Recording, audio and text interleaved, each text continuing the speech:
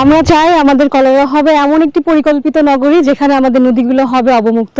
আমাদের এই কলরাতে নদী আছে, নৌ চলাচলের কোনো ব্যবস্থা নাই, হাসপাতাল আছে, পর্যাপ্ত ডাক্তার নাই, চিকিৎসা সেবা পায় না মানুষ, এডুকেশনাল ইনস্টিটিউশন আছে কিন্তু দক্ষ টিচার নাই যারা তাদের আমরা যেরকম আমাদের ছোটবেলায় পেয়েছি খুব যত্ন সহকারে আমাদেরকে পড়াতেন।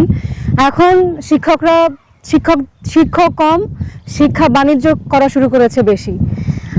ভঙ্গুর রাস্তা ঠিকই আছে, কিন্তু তার যে যানবাহন এবং যানবাহনের যে অপ্রতুলতা এবং যানবাহনের যে ভোগান্তি, ফিটনেসবিহীন গাড়ি, লাইসেন্সবিহীন চালক, সবকিছু মিলে খুবই জগাখিচুড়িমূলক অবস্থা। আসলে মূল সমস্যাটা কোথায়? আমাদের এই সম্ভাবনাকে কেন আমরা কাজে লাগাতে পারছি না? আপনাদের কি মনে হয়? আপনাদেরও কি আমার মতো মনে হয়? আপনাদেরও কি আমার মতো একই প্রশ্ন জাগে? আসলে আমাদের সমস্যার গোড়ায় যাওয়া উচিত। আমার চোখে আমি কলরাকে যেভাবে দেখি, আপনারাও কি সেভাবে দেখেন? আজকে আমি বলবো আমি কিভাবে আমাদের কলরাকে দেখি।